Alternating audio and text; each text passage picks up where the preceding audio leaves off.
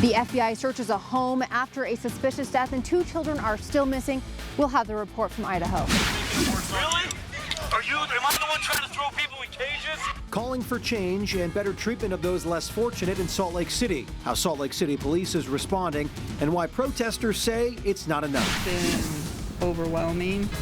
It's been fabulous that we have had this much support. And it's been 1 year since a Provo police officer died in the line of duty. How the community is making sure Joseph Shinners is never forgotten. Turning colder with mountain snow and the possibility of a valley mix. I'll explain in your forecast coming up. Live from Fox 13 Studios, this is Fox 13 News at 9. First on Fox, police agencies across the country are still looking for 2 missing children from Rexburg, Idaho. 17-year-old Tylee Ryan and her autistic little brother, 7-year-old Joshua Vallow, have been missing since September. Police say their newlywed parents did not report the children missing, fled Idaho, and now refuse to cooperate with the investigation. This weekend, family members from Louisiana are flying in to meet with the Rexburg Police Department and the FBI. Fox 13's Adam Herbetz spoke to them tonight about what they expect to learn from this trip. Adam. Kirsten, even though police executed a search warrant at Chad Daybell's home yesterday, the family says they do not expect to receive a major update on the results by tomorrow. Still, they felt the need to fly out here, look investigators in the eye, and answer as many questions as they can to help find JJ and Tylee. And I'd talk, and the first thing he always says, "Papa, if I could just have that back one time. Please, God, give it to me one time." Larry Woodcock and his wife, Kay, have had a long time to think about their grandson, his sister, and the woman who used to be their sister-in-law. For years, I loved her, just like a sister. Lori Vallow was married to Kay's brother, Charles Vallow, until July 11th, when Lori's brother shot and killed Charles in Chandler, Arizona. He told police at the time it was in self-defense. When he died, JJ was in danger. She says Lori told her Charles was her 4th husband. Now she has a 5th, religious author Chad Daybell, whose wife, Tammy Daybell, died within 2 weeks of the wedding. She's a black widow. 3 and 4 It's that simple. are dead. 5, he's next. Police say both of the newlyweds are refusing to tell investigators where her missing children are. And if he's not with us anymore, just tell me that. According to documents obtained by Fox 13, Charles wanted to divorce Lori because of her new religious beliefs, that she had been reincarnated. Quote, "She was a God assigned to carry out the work of the 144,000 at Christ's second coming in July 2020, and that if Charles got in the way of her mission, she would murder him." I think it's July 22nd of 2020. I don't know what's going to happen July 23rd, you know? Charles told me he had recordings of her because he said, nobody will believe me, and he recorded her one night. Kay said even before her brother died last July, she knew Lori and Chad were having an affair, but never thought it would turn into something like this. If you have any information about these missing children, please call the FBI or the Rexburg Police Department. Live in studio, Adam Herbetz, Fox 13 News, Utah. Adam, thank you. Continuing with our team coverage, a day after Idaho law enforcement and the FBI zeroed in on that house of Chad Daybell, a neighbor of Chad's newlywed wife, Lori, is opening up about what he witnessed right next door when Tylee and Joshua disappeared. Fox 13's Lauren Steinbrecher continues our team coverage from Idaho. Chad and Tammy Daybell's home in Salem is only about 10 minutes from Lori Vallow's townhome in Rexburg. Both places have been a huge focus for Idaho police and FBI. First, it was the townhome. Neighbors say the FBI raided Lori's townhome as well as her brother's townhome in the same complex the day before Thanksgiving. You could see marks where neighbors say the FBI broke down the door. It's crazy, just baffling. Seth Bernard, who lives next door to Lori, says she told him she was going to college. He hadn't seen Lori's children, Joshua, JJ Vallow, and Tylee Ryan, in some time. His sons often played with JJ. We were told that he was going to move with his grandmother, go visit. But police have said that isn't true. Both JJ and Tylee haven't been seen since September. The question is where they go. We have no idea, so we just kind of took up and vanished. JJ's toys, Seth says, are still sitting on Lori's porch in the townhomes filled with her belongings. The day before the FBI showed up, Seth says he saw Lori and her brother packing up a truck. Next morning, boom, they're gone. Authorities say Lori disappeared with her new husband, Chad Daybell, and won't cooperate or tell them where JJ and Tylee are. As they started to focus on Chad, it led them to his Salem home, where his wife Tammy died in October. On Friday, authorities spent the entire day going through this home looking for clues in Tammy's death. The Fremont County Sheriff's Office is calling her death suspicious. Rexburg PD and the FBI joined the search. For now, they aren't getting a lot of answers. Typically, the family has not spoken with us, reference this case at all. The couple's adult children declined to speak with us as well. The Sheriff's Office hopes to get results from Tammy's autopsy and finding results from the search warrants in the next few weeks. Seth hopes they can at least find the kids as law enforcement pieces together everything on their own. We knew these kids, they were playing with my kids, and all of a sudden, poof, they're gone. In Rexburg and Salem, Idaho, Lauren Steinbrecher, Fox 13 News, Utah. Fox 13 News is tracking the developments into these missing Idaho children every step of the way. Stay with us both on the air and online on fox13now.com and social media for the latest updates. Tonight, a warning from the Utah Avalanche Center after a slide buries a skier up to their waist today. The skier was caught in the slide earlier this afternoon at Tuscarora Peak in Big Cottonwood Canyon. The slide was 20 feet deep, 40 feet wide. The Avalanche Center told Fox 13 that skier did not have to be rescued and was not injured. A second avalanche today, this time a skier triggering a slide in Little Cottonwood Canyon near the White Pine Fork Columbine Bowl.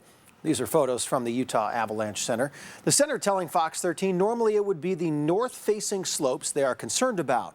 However, the south-facing slopes are unstable right now. They're asking people to be careful on all slopes. Tough conditions, but a beautiful day. Doug Iverson joining us in the Weather Center. And Doug, more snow on the way? Yeah, it looks like we could get some more white added to the ground. Not tonight, though. We're going to stay dry. And of course, it is always cold enough this time of year, at night at least, when the sun goes to bed. For it to snow, 28 in Morgan. Good evening. Layton above freezing. 24 over in Grantsville. Lehigh, you're at 34 degrees and just barely above freezing in Provo. Salt Lake City also at 33. 33 for current temperature in Ogden. Elsewhere down south, St. George holding on to 40, barely. 34 right now in Page. Already 19 at Bryce Canyon. Vernal at 10. 15 in Grand Junction. A bit warmer than that up in Rock Springs. And your overnight planner, man, we're going to keep that clear sky around. Clear to mostly clear, depending what time it is.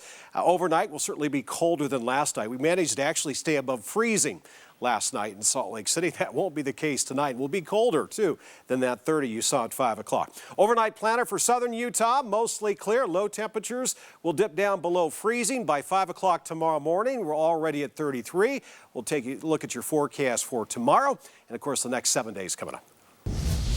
Tonight, an update to a story out of West Valley. Police releasing the name of the man who was found frozen outside of a Walmart.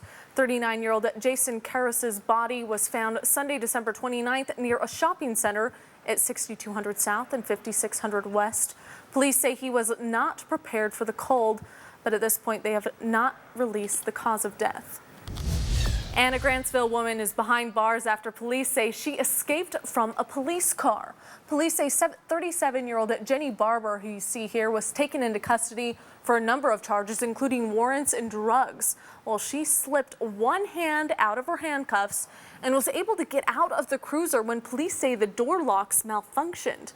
But she was captured after a 10-minute search. This weekend is sure to be a difficult one for the Provo Police Department. Yeah, tomorrow will mark 1 year since Master Officer Joseph Shinners was killed while chasing a suspect. Fox 13's John Franke shows us the outpouring of support that is helping the healing process for Provo Police and the Shinners family. Community support since the tragedy has not wavered. It culminated Thursday and Friday with concerts, making sure Master Officer Shinners will not be forgotten. It'll never hurt less. It just shows that people care. These images show the aftermath of the crime scene on January 5th, 2019.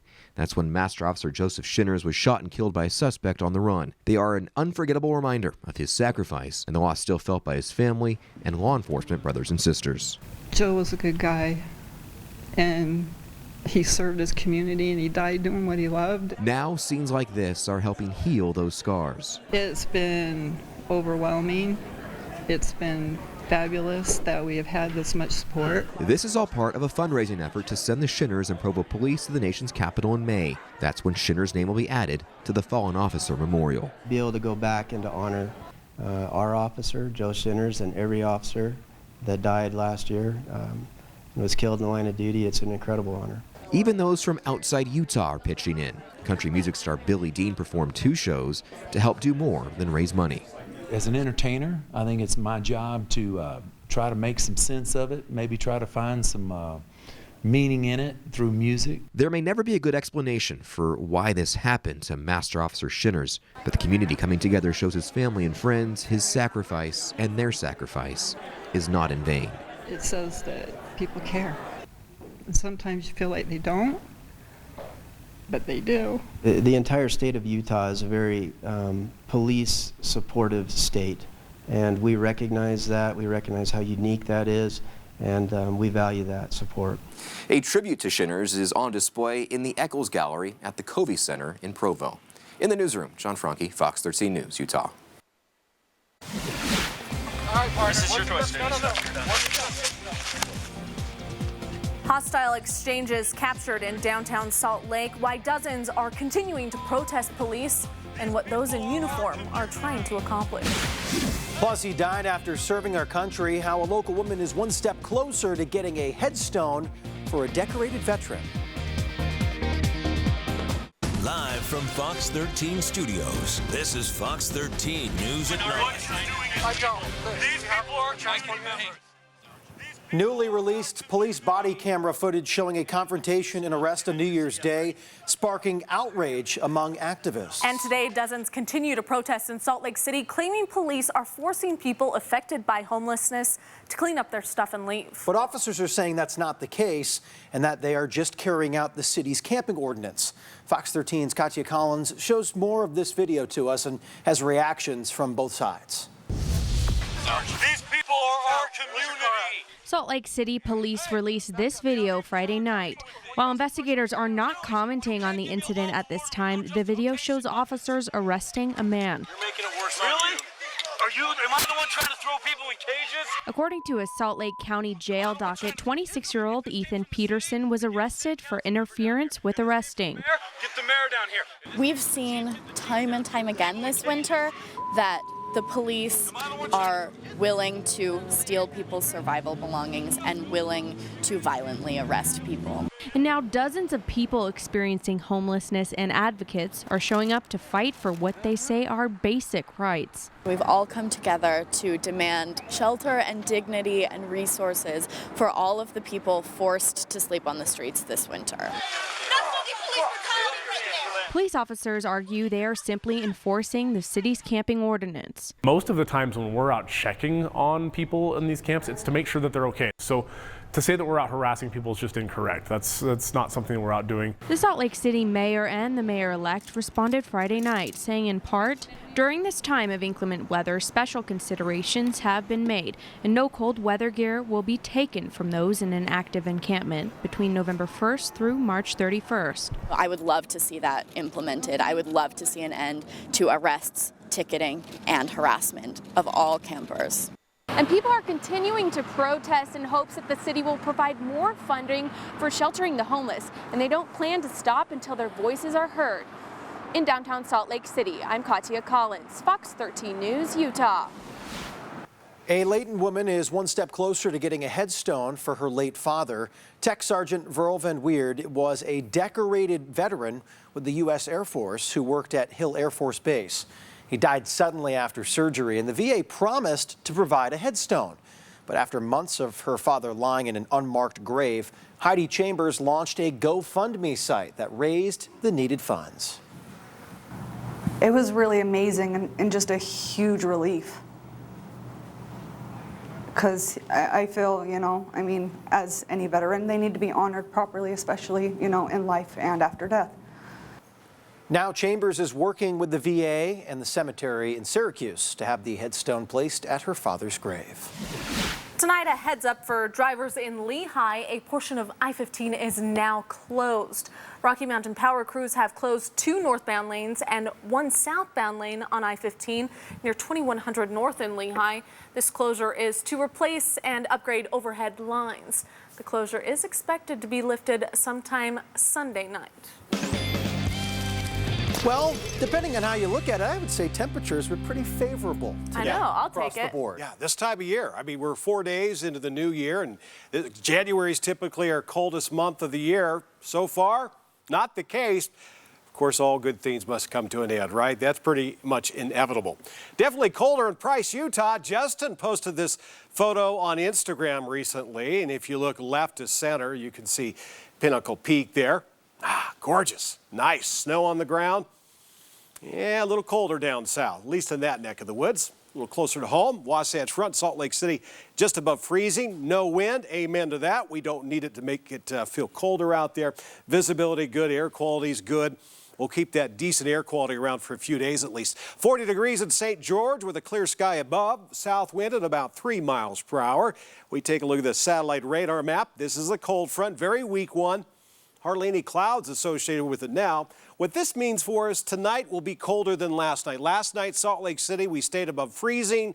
Tonight, 6 degrees colder. We're down to about 28 instead of 34. And it will leave slightly cooler air around tomorrow. So I don't think we'll necessarily hit 40, pretty close. Temperatures down in the afternoon. That will set the stage for a colder system that will move in late tomorrow into Monday.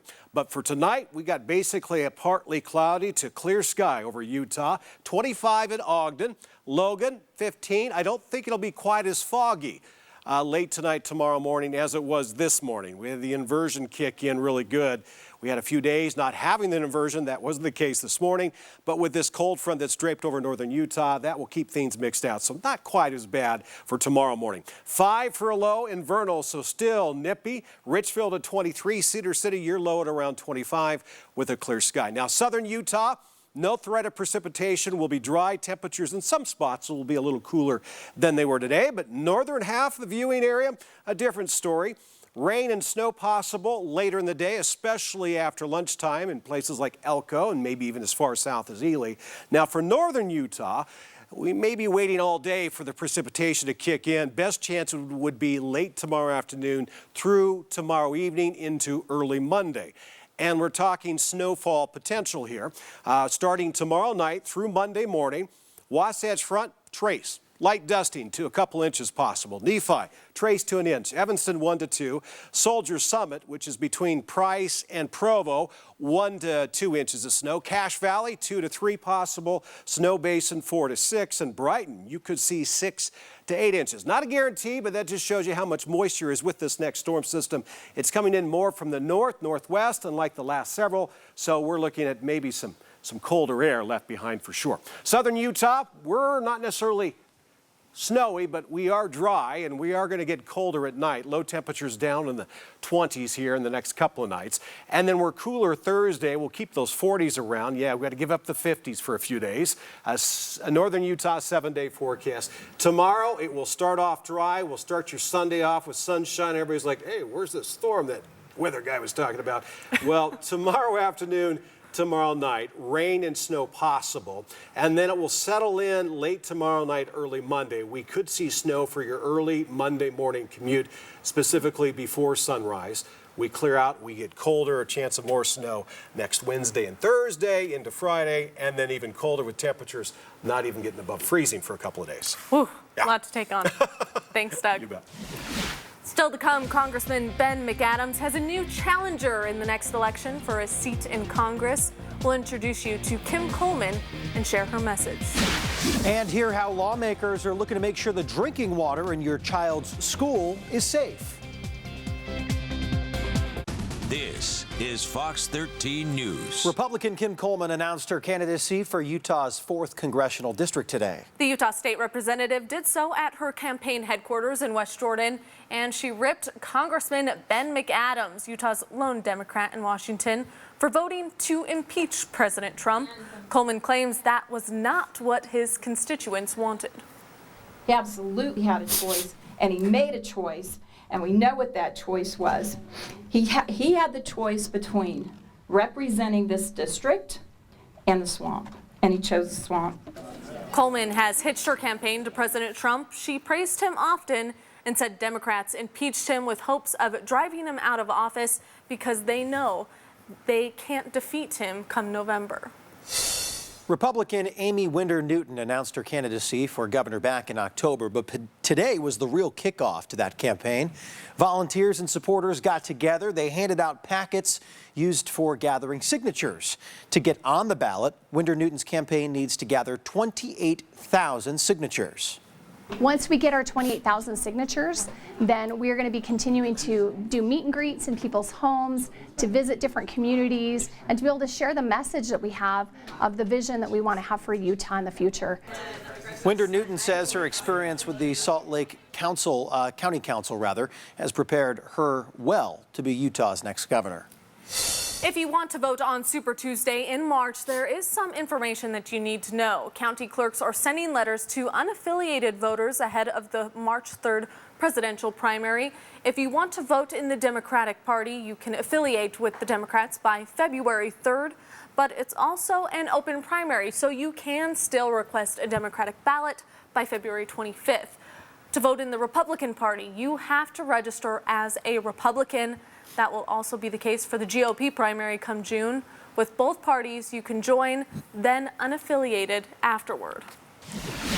A new bill introduced ahead of the Utah State Legislature requires regular testing on the water in your child's school. Layton Representative Stephen Handy's bill would demand regular testing for lead in schools and child care centers. If the levels exceed a certain threshold, mandatory action must be taken. The bill also demands that test results be made public. A Bountiful lawmaker wants to spend $300,000 to help pay student loan debt for healthcare professionals. Representative Ray Ward filed a bill in the legislature that offers money to healthcare workers to help pay off their debts if they work in underserved areas. It would have the companies they work for match it. The bill was made public ahead of the 2020 session that starts later this month. And listen to this. Another bill introduced ahead of the Utah State Legislative session would raise the fines for passing a school bus with its lights flashing. West Valley City Representative Craig Hall's bill raises the fine to $250 on the first offense and up to $1,000 after that. Still to come, protesters taking to the streets in Salt Lake City over an issue that involves the other side of the world. The message from locals today.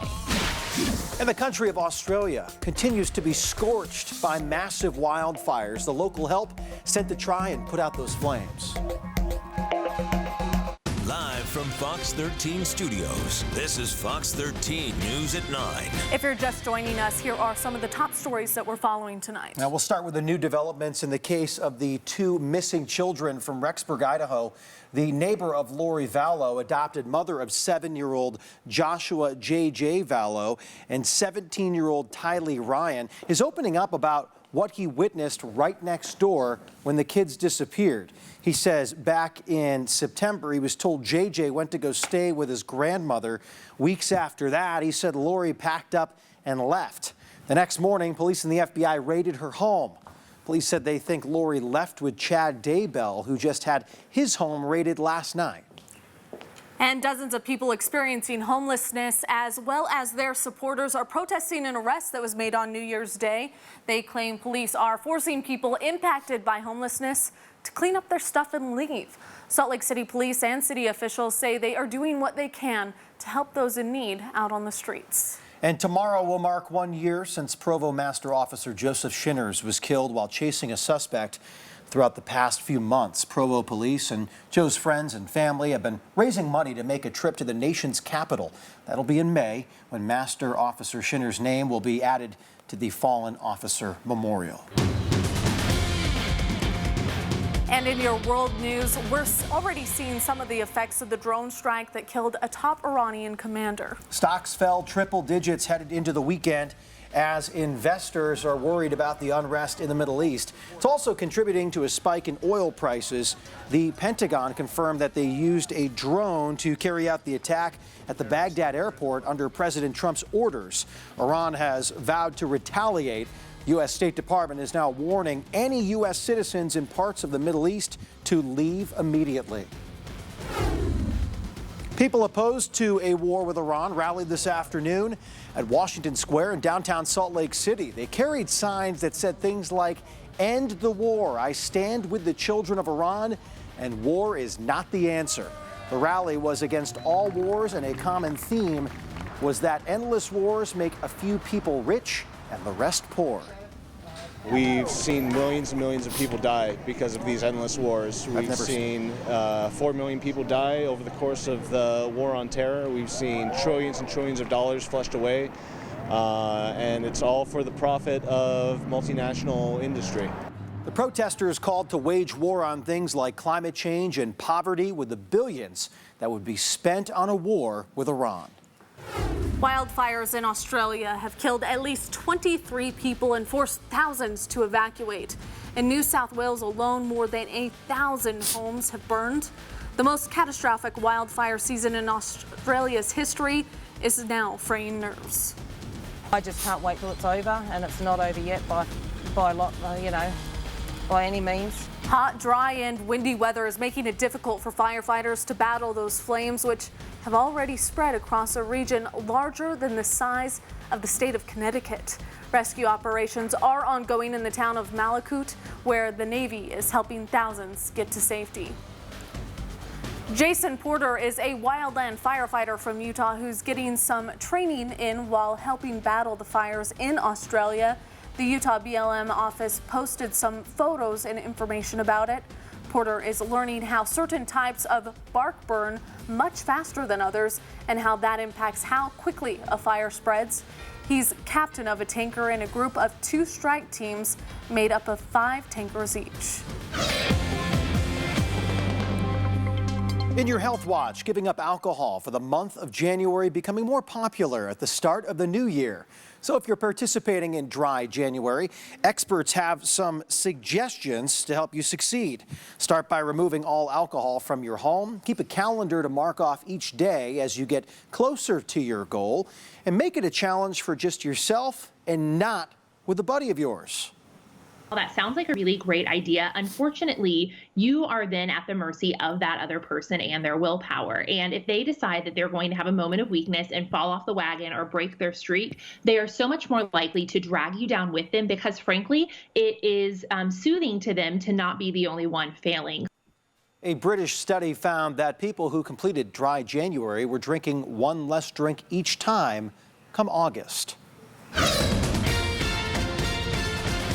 As more businesses are slowly going cashless, credit and debit cards are more necessary than ever, but there might be an even safer way to pay using your phone.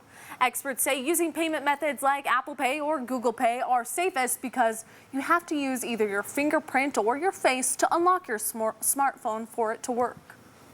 Payments have this added security step that credit and debit cards lack. Payments are really convenient if you want to leave the house with less stuff. And to make sure your cards stay secure in your phone, here are a few tips to follow. Download only trustworthy apps. Some could contain spyware or malware that's designed to capture your payment information. And don't make online purchases through public Wi-Fi. Nearby hackers can grab your info that way. And always make sure to press the lock button when you're not using your phone. And today, warmer than average yet again. We're getting spoiled. 46 in Salt Lake City, 34 for a low, above average during the day and during the nighttime. St. George, right on the money this afternoon, 29 last night. It's going to turn colder, and we have rain and snow, the threat of both in the forecast.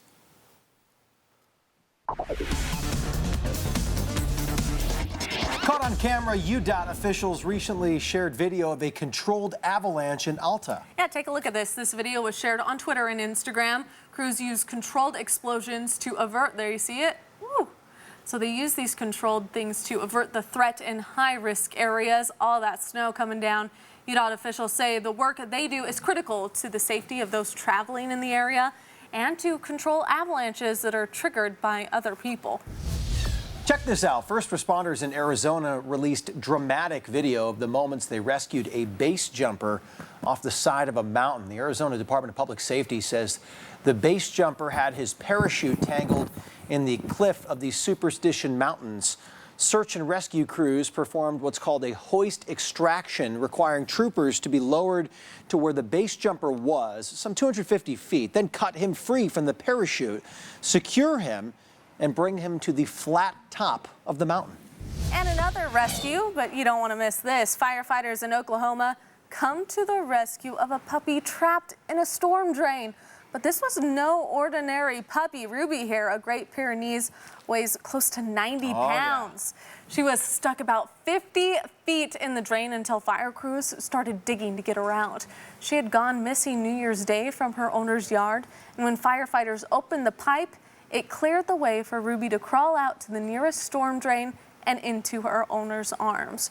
Ruby was taken to the vet to get checked out, but appears to be in good spirits. Deserving of snacks. Still to come. We're just a few weeks away from award season in Hollywood, but what are some of the most overrated movies of 2019? We'll have a closer look coming up.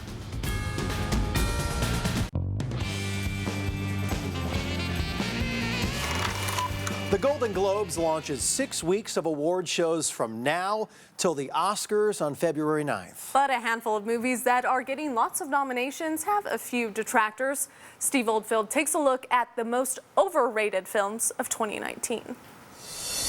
This is Meg. When it comes to nominations, Little Women scored 2 for the Golden Globes and 9 for the Critics' Choice Awards. Main character is a girl. Make sure she's married by the end. I like Saoirse Ronan's performance, but the rest of the movie took some major departures from the book and other adaptations. I'll sell stories. I thought maybe it was me, but my mom's read the book and seen 3 other adaptations, and she thought it was as amateurish as a high school play.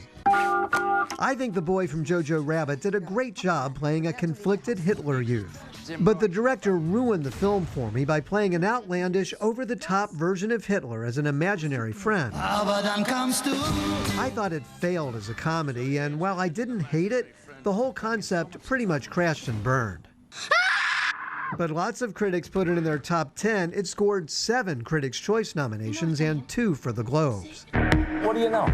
At least the idiots at the Hollywood Foreign Press had the good sense not to nominate Adam Sandler for his horrible movie Uncut Gems. It was a relentless look at miserable people doing terrible things to each other nonstop for 2 hours I'll never get back. What I love about Nicole. Then there's a movie that nearly everyone loved, Marriage Story. For starters, it should be called Divorce Story. It's all about a couple splitting up and their lawyer-fueled battles. Adam Driver's not bad, but I've never understood Scarlett Johansson's appeal. They're both nominated for pretty much every award out there, including the Screen Actors Guild. Now, obviously, none of these movies made my top 10 list, and the really disturbing thing to me, all of them but Jojo Rabbit scored higher on Rotten Tomatoes than my favorite film of 2019, 1917. Steve Oldfield, Fox 13 News, Utah. Okay, car critic time. Here's a loaded question. Are you more likely to see a man or a woman get out of a pickup truck? Now, it was a 90% chance that might be a man a few years ago, but I think that might be changed. Fox 13's car critic Brian Champagne explains. You can get a Western motif with wood and leather textures, 12-inch screen that controls heated and vented seats, and a flexible center console with math formulas on the lid. All in the 1500 Longhorn pickup Ram loaned us. But why? Why does it lower itself and have power running boards and power pedals? Of course, there's a heated steering wheel that tops even Lexus. Most of their wheels stop the heat at 9 and 3, but Ram found a way to heat up even the wood part. Why? Because trucks are no longer just for rugged guys doing rugged work. The 4 doors with the shorter beds are considered family trucks. Marketers Hedges & Company say 19% of Ram buyers are women, more than any other full-size pickup. We watched a parking lot where half the drivers were women. For 2019, Ram added safety features like lane assist. If you're heading for a collision, it brakes automatically, if not a little harshly, and it will find a spot and park itself though it's not very quick about it. Ram's dealing with the truck turnoffs of harsh ride with better damping and bad mileage by going aluminum tailgate and lighter frame, helping the truck lose 225 pounds. The 5.7-liter V8 goes mild hybrid, shutting off part or all of it when you don't need it. Because refinements are what their buyers want. But after it warned you about a snowbank, you can still switch to four-wheel drive and power through it. Brian Champagne, Fox 13's Car and Truck Critic. Speaking of being on the road, last week, all sorts of problems due to weather conditions. Could we expect that across the state of Utah this week, Doug? Yeah, I think so. For a lot of us, we're going to see some snow out there. It'll be light amounts in some spots, but definitely the storm could impact your Monday morning commute. But right now, we're going to show off another viewer photo. A sunset taken from Ogden. Gorgeous, looking off towards the west in Weber County. Thank you, Jessica, for emailing that one in. So here's what we're looking at, your snow forecast. Yeah, we have another storm on the way. A possible snowfall, it could miss us altogether, but it has the potential of producing snowfall anywhere from a light dusting to a couple inches for the Wasatch Front, up to an inch in Nephi, 1 to 2 inches possible over in Evanston. Soldier Summit, which is between Provo and Price, 1 to 2 inches. Cache Valley, 2 to 3.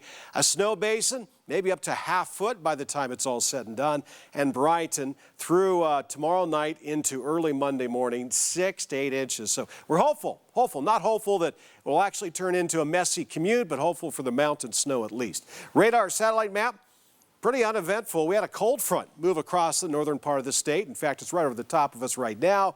That means tonight will be a little colder than last night, and we'll shave about 5 to 10 degrees off the highs for tomorrow. Here's our next storm system already moving over Oregon. This is what we're looking at to produce that potential snowfall late tomorrow night into early Monday. So here it comes from the northwest, a little more from the north than the last couple.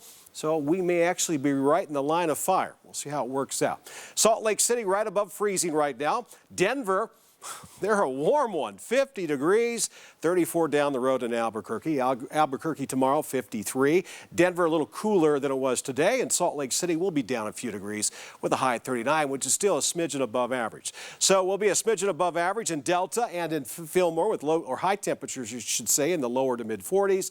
Rain and snow possible later in the day, especially during around lunchtime and then beyond. For southern Utah, no threat of rain or snow.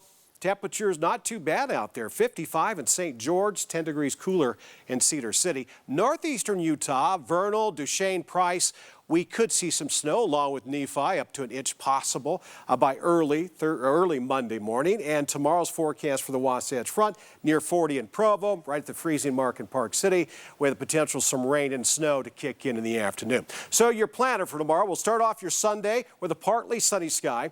Rain and snow possible in the afternoon with all snow tomorrow evening, where the temperatures start off your Sunday evening around 34.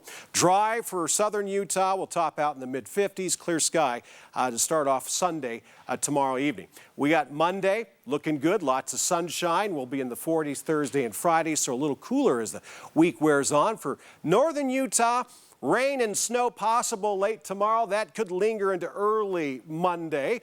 And then we get colder, won't even get above freezing Thursday and Friday, and we could see more snow Wednesday, Thursday, and Saturday.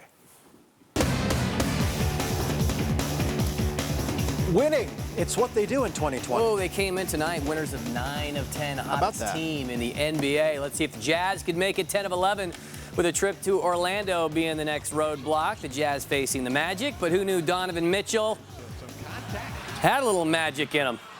And then George Niang to beat the first quarter horn. Utah up 8. The Magic, though, take the lead in the third. Terrence Ross, 3 plus 1 more. But the fourth, that was all roadies. More Niang, 15 for him off the bench. Then the defense turning into offense. Gobert leads Emmanuel Mudiay to make it a 12-point game. We started with Donovan. Let's go ahead and end with 45 as well. A game-high 32 for him. 109-96 Jazz. The Utes this afternoon hosted the 4th-ranked team in the country. The Ducks, though, could be dropping in the polls after beginning Pac-12 play with a loss at Colorado on Thursday. Coach K's crew, meanwhile, took care of business over Oregon State on that same night, setting the stage for a potential 2-0 start in conference. Oregon up 5 at the intermission thanks to the runner off the hands of Peyton Pritchard. In fact, they would boost the advantage as high as 10 midway through the second half. The turnover heading Green's direction with Will Richardson sinking 3 of his 14 for the Ducks. But here comes the Utah run. The freshman from Finland, Mikael Jantanen, makes it a 56-54 game, followed by Booth Gotch for the lead. A season-high 24 for Gotch, 60-59 Utah. Only to watch the Ducks end the game on a 10-4 run. Second effort, Chandler Lawson. Utah needing a steal and a 3 at the end. Instead, they give up a dunk and they fall 69-64. The Aggies tonight hosting one of only 2 unbeatens left in college basketball. Neemias Queta also back in the lineup following another injury. Nice move at the block there, but Utah State still trailed San Diego State, beating the press. Trey Pulliam, teardrops, Aztecs by 11, and they've held on to that lead with about 5 minutes left in Logan. BYU opening up West Coast Conference play against Loyola Marymount in Provo. Start with a double dose of Yoli Childs, new school 3, followed by an old school Trey after the putback, 19 for him. Then Ryan Toulson with the Cougars breaking the game open a little bit. In fact, they'd really break the game open in the second half. Blue held the Lions to only 19 points in each half, and they win by 25. UVU looking for the first 3-game win streak of the Mark Madsen era. Isaiah White crashing for the Wolverine lead, 63-61 with a $1:22 left. But Missouri, Kansas City rode the BYU transfer, Jashir Hardnett, who scored the final 7 points of the game, including that 3 to lift the Kangaroos to victory. The NFL postseason breaking ground in Houston with the Bills score first time down, but it's how they scored that was impressive. Check out that insanity. John Brown right back to the quarterback, Josh Allen, 13-0 Buffalo at the half. Bills threatening again. J.J. Watt finally back after missing the last 4 games with a torn pec. Gets to Allen, but they still tack on another field goal. Deshaun Watson kept quiet for nearly 3 quarters, leading the Texans to 19 straight points as Carlos Hyde. Buffalo on the verge of blowing this thing when Stephen Hauschka sends it to overtime, where the Bills, they're bringing the pressure, but Watson somehow slips out of the surefire sack. A game-changing play as Taiwan Jones rolls all the way down inside the 10, setting up an easy one for Kaimi Fairbairn. What a game. Houston surviving 22-19. And Pats Titans in the other AFC wild card. Tennessee taking a 14-13 lead into the locker room after Derrick Henry caps a drive to end the first half. Same score all the way till the end when Brady from his own end zone, Tom there, but he's picked by his former teammate Logan Ryan to end it. Titans get the 20-13 upset at Foxborough. So the question is it done? Is that legacy done? I did not expect that. 42 years old. I think he wants to go to 45, at least so he says. And there's football again tomorrow right here on Fox as well. So the Saints, Vikings, right here on Fox 13. Thank you, Morgan. We'll be right back. This is Fox 13 News. Finally on Fox 13, happy birthday, Utah.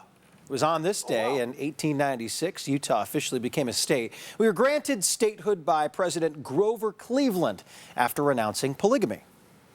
News and historical accounts say upon becoming the 45th state in the nation, the streets of Salt Lake City erupted in pandemonium and celebration. Now, Congress did not like the territorial name Deseret, which is a word out of the Book of Mormon meaning honeybee. So, of course, they picked Utah after the Ute tribe. 124. Looks great. Yeah, looks good at 124. Thanks for watching Fox 13 News at 9. Quick Cast is next.